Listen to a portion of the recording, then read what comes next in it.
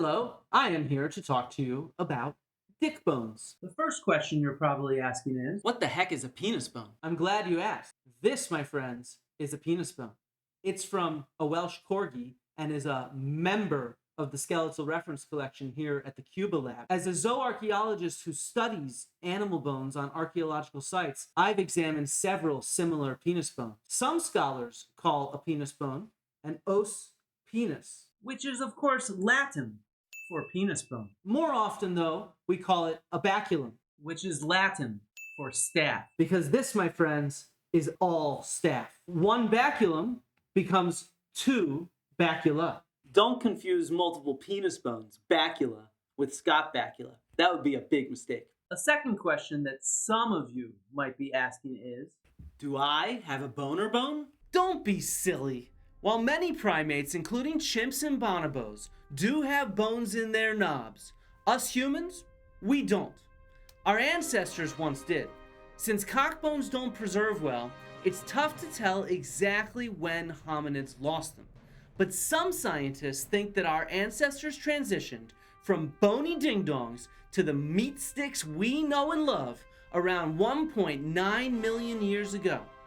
If that's true, ironically, our first ancestor without a bone in their erections was Homo erectus. That was too easy. But yeah, many mammals have cock bones. Most primates, carnivores, rodents, bats, marine mammals, and even more. so the third question you're probably asking is, How many penis puns is this video gonna have? if you've not figured that out by now, you're not paying attention. You're never going to pass the exam at the end. Okay, I'm glad that we cleared up these questions. Now, it's time to look at the top 6 penis bones ever found by archaeologists.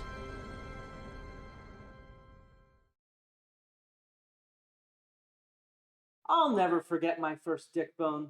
It was very similar to this baculum here. I was a young grad student assigned to study my first assemblage of animal bones at the site of Knossos on Crete. I had 2 weeks to sort and identify several thousand specimens before my professor arrived. When he showed up, my professor moved across the tables filled with bones and checked my IDs. The last pile of bones was my WTF pile. Bones that seemed identifiable, but I had no idea what the F they were. In this pile, very unassumingly, was one of these. I gave it to him, explaining how the bone was complete and with a clear morphology or shape that should be identifiable. But I'd never seen one in class or remembered seeing one in a book. He took it, chuckled, and said, Oh, that's a dog baculum. I was like, a what? he replied seriously. An os penis. I went, huh? Huh? What? Animals have real boners? And he explained how some animals have osteological organs. This baculum belonged to one of 3 poor dogs, all of whom, in addition to a donkey and a pregnant pig, were dumped into a well in Knossos about 2,500 years ago. It was some sort of sacrificial ritual, as similar groups of dogs have been dumped down wells elsewhere in ancient Greece, including with dozens and dozens of bacula. Since then, I've studied several dog bacula, mostly from dog burials. They're very useful. Look at them, because they're the easiest way to know the sex of a buried dog. Baculum present, male. Baculum missing, but from a mostly complete skeleton, probably female. Otherwise, we need to extract ancient DNA or do many measurements. I imagine that most zooarchaeologists have a similar story about their first baculum too. Or maybe I'm just a bit of a romantic. Okay, well, onwards and upwards to number 5.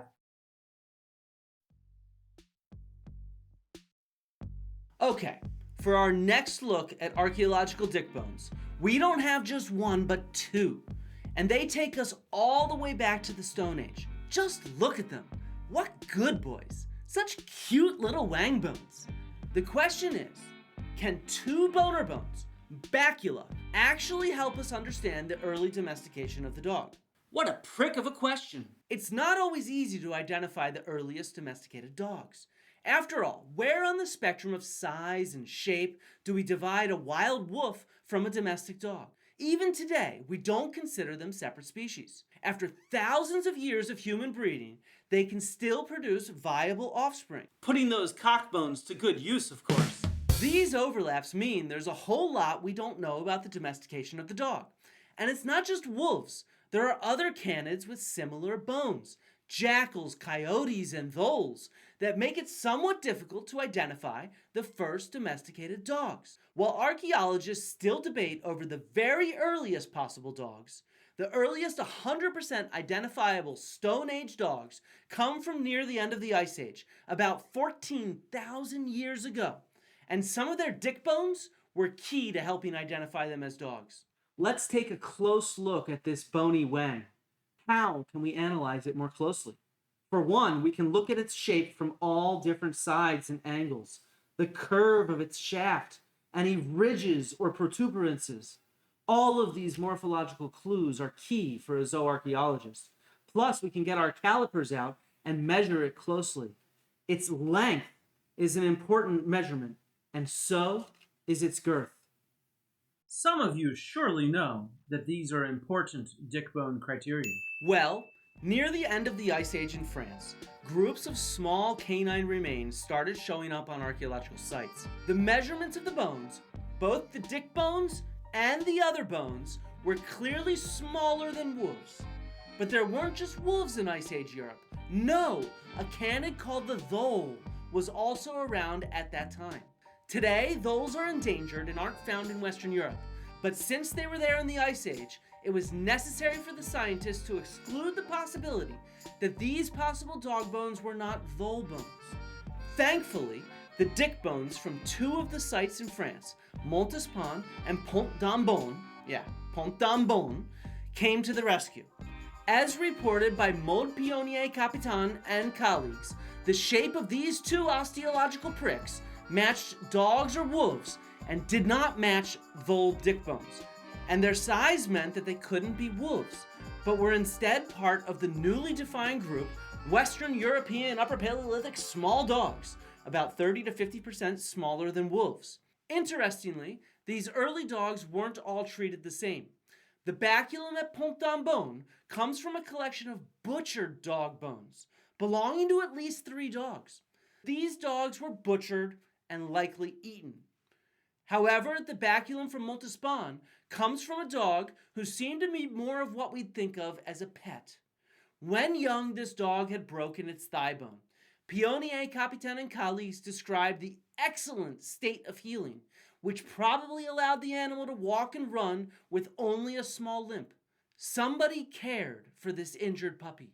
Together, the size, the shape, and the context of these Stone Age dick bones helps reveal humans' early relationships with the very first domesticated dogs. But we also know that it's not just dogs that have cock bones. Look at this big boy here. He's the only non-dog dick bone in the Cuba lab. He's from a gray seal. Big boy, eh? Which brings us to our number 4 dick bone.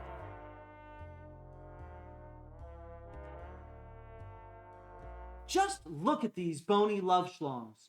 What do you see? Some of you have a one-track mind. You're just imagining cocks and wangs and tadgers and dicks. Sometimes we need to think away the dick part of the dick bone and just see the bone. And bones can be useful too. People have been making tools and ornaments out of bones since the Stone Age. So why not prick bones? To be fair, most willy bones don't make great tools. Look at these dog dick bones. They aren't tools.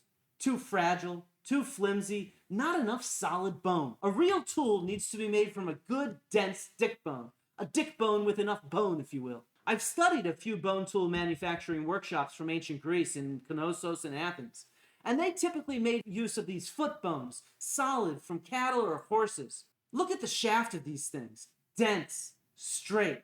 You can saw off the ends, and then you've got enough bony material to turn into an ornament or a tool. Tools. Jolly good. Tools. No dick bones were used in the ancient Greek workshops that I've studied, but elsewhere, archaeologists have found some lovely tools made out of bony wangs. So what animal might have a baculum fit for a tool? How about a walrus? Yup, marine mammals have some rather nice dick bones. They've got length, girth, density, and more. As noted by Marlois Reichlequisen, quote, a walrus baculum, penis bone, is very large and solid. It does not have a marrow cavity as other bones have. It only has a small quantity of spongy bone in the middle. That's a solid cock bone.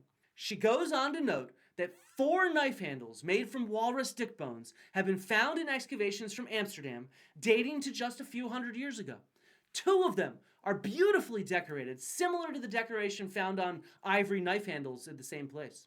Similar ornaments and tools from marine mammal dick bones have been found all around the world in northern climates. Although I haven't been able to track down many more good images, they even include a war club made out of a walrus willy bone found in Rochester, New York.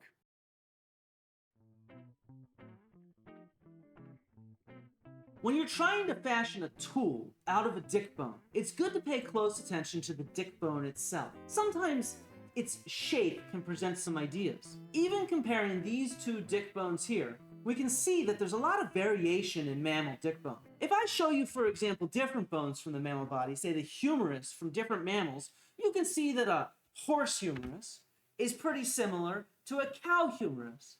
And in fact, a goat humerus is just a small cow humerus, which isn't that different from a deer humerus, which isn't too different from a dog humerus. We start to see some differences when we compare it to, say, a gray seal, but that's just because this is a land-based versus a marine mammal. They use their limbs differently. In the end, these bones are still similar. You can see the ball joint at the top, the articulation at the bottom for slanting into the elbow, and then the twisted curving shaft. And so a humerus is a humerus is a humerus. But when you look at these dick bones, it's totally different. If you search the internet for the glory that is mammal dick bones, I recommend this, by the way, you'll be shocked by the variation. They come in so many shapes and sizes. Look at squirrel cock bones. How the hell do these animals get it on? I have no idea. It looks horrific. And muskrat willy bones? They kind of look like tridents. But let's focus for a second on everybody's favorite animal, the raccoon. These devils are cute little bastards, and their bony wangs are no exception. Behold the curved elegance of a raccoon baculum. What does it remind you of? If you said a fishing hook, well then you're on your way to being a successful hunter-gatherer in the prehistoric Americas. Because yes, across America, indigenous peoples fashioned bony schlongs from raccoons into fishing hooks. The cockbone was cut in 2, and the curved distal part was flattened and sharpened. The bony schlong was then inserted into a perforated piece of antler from a deer. Similar artifacts, also made from raccoon cockbones and also interpreted as fishhooks, have been found from elsewhere in America.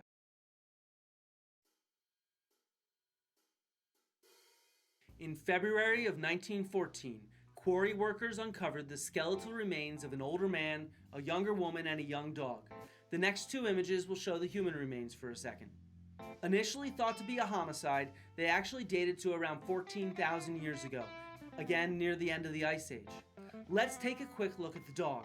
It was recently re-examined by Luke Janssens and colleagues, and it's the oldest example of a dog burial ever discovered. This poor puppy died at around 27 weeks of age, and it was a sick doggo, with evidence of at least 2 periods of severe malnourishment or disease seen in its teeth. These lines of poor growth, visible as rings on the large canine, are what we call enamel hypoplasia. The authors of the study suggest the most likely explanation is a severe case of canine distemper, a highly contagious viral disease that spreads among wild animals and is often fatal when dogs catch it. Since this dog survived for several months, the authors argue this skeleton to be the earliest evidence of our unique human-dog bond, where these Stone Age humans provided assistance and care for the dog before it finally died from its disease. However, why talk about this dog other than it's kind of touching to see? Well, that brings us back to dick bones, and this dog didn't have a dick bone. So let's forget about it. Okay, we need to move on to the grave goods found here. They're spectacular, a set of bone and tooth and antler artifacts. They include this bone pin, which I think is quite beautiful. It was found near the lady's head, so it's interpreted as a hairpin, but it's also not a dick bone. Boring. Where's the bony wang? Okay. Last, but certainly not least, is this modified bear's baculum. A bear's boner bone. That's what I'm here for. This cockbone was butchered, probably while defleshing it. It also has signs of some polishing.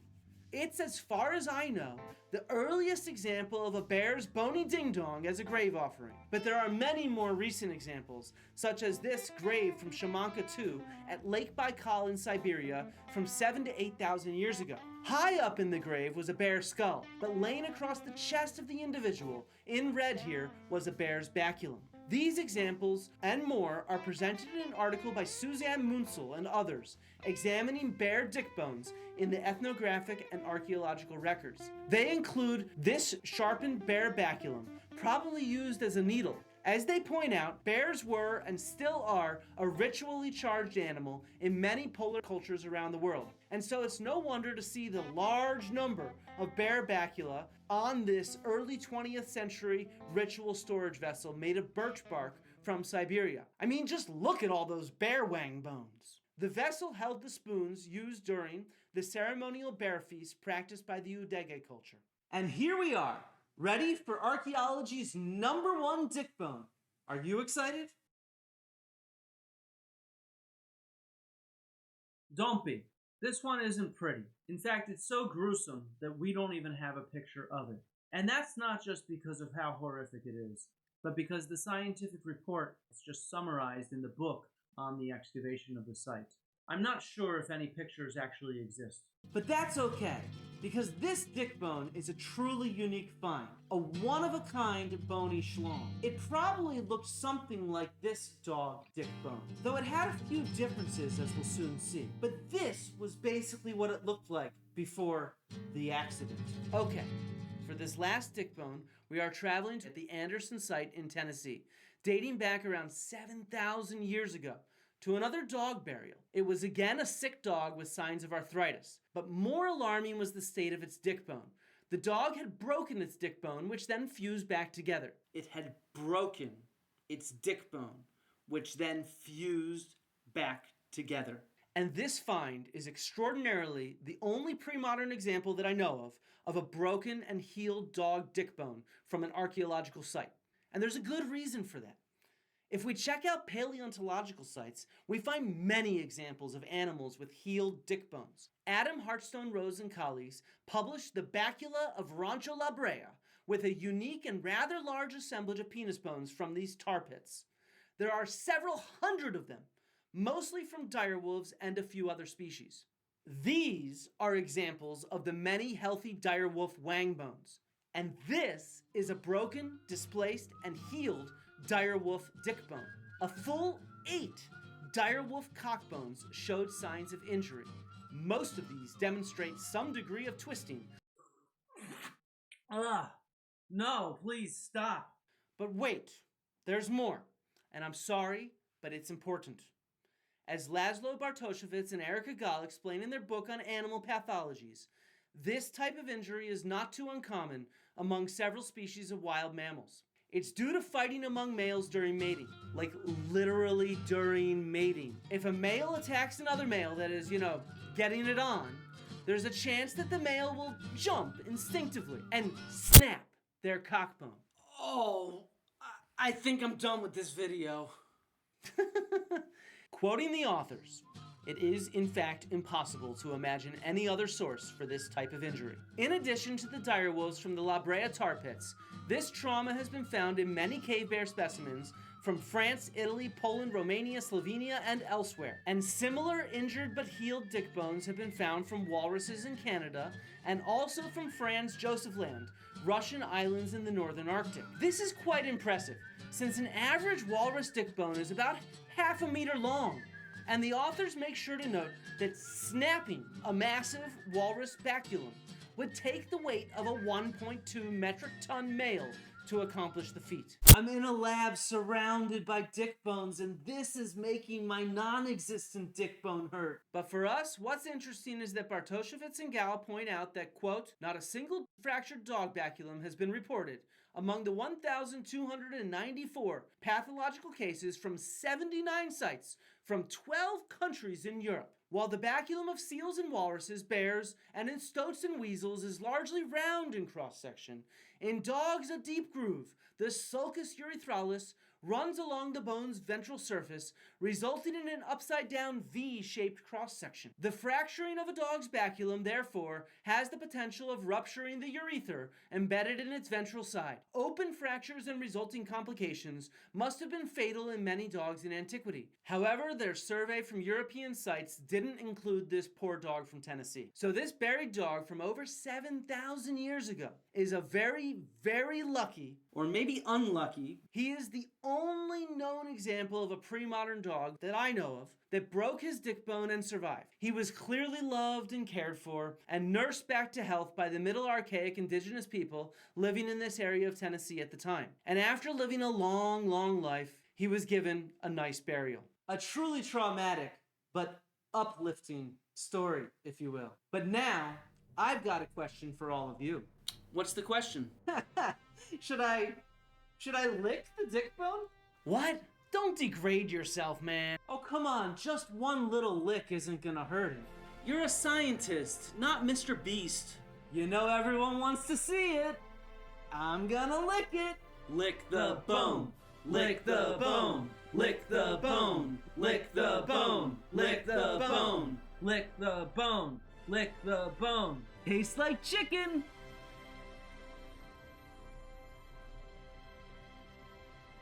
Did you know that the Albanian word for dick is car? So when you drive a car, what are you driving?